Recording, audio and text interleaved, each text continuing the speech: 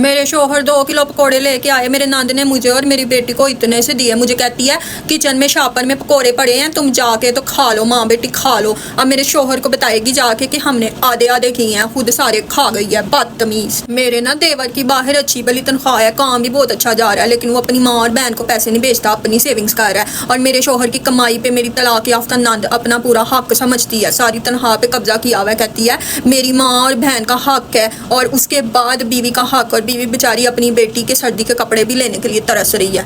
बदतमीज, किस तरह के लोग हैं आप, बताएं मैं क्या करूं। आज ना मैंने अपने शोहर को बताया कि मैंने आपकी बहन से पैसे मांगे थे बेटी के कपड़े लेने के लिए, उसने देने से मना कर दिया। कहती मेरे पास फजूल खर्ची के लिए पैसे नहीं है। तो मेरे शोहर कहते हैं मैं क्या कर सकता हूँ, उसके साथ ज़बरदस्ती तो नहीं कर सकता। अगर मैं कुछ कहूँगा तो कहेगी भाई आप मुझसे पैसे वापस मांग रहा है। बंदा पूछे कि तुम अपनी बीवी के हाथ में खर्चा दो, तुम अपनी बहन के हाथ में खर्चा दे रहे हो, तो फिर तो वो तुम्हारी बेटी को, तुम्हारी बीवी को तरसाएगी ना। हाय हाय बदतमीज। फिर अपने शोहर को कहा कि बेटी के सर्दियों के कपड़े लेने हैं, कुछ पैसे चाहिए मुझे। तो कहता है तुम्हें पता तो है मैं अपनी सारी तनख्वाह अपनी बहन को ला के देता हूँ, तुम उससे कहना वो ला देगी। उससे कहा तो वो कहती है फजूल खर्ची है, फजूल खर्ची है। पहले भी उसने कहा था फजूल खर्ची है, अब भी वो कहती है फजूल खर्ची है। और मेरे पास पैसे नहीं है, पिछले सर्दियों के निकाल के वही पहन लो। पिछले सर्दियों वाले तो मेरे बेटी के लिए छोटे हो गए हैं ना, खुद 4-4 5-5 सफायर के सूट लेके आई है और उसको दर्जन को दे के आई है चोरी चोरी, जैसे मुझे कुछ पता ही नहीं है। मैं क्या करूँ, आप मुझे गाइड करें। कितने बदतमीज लोग हैं ना।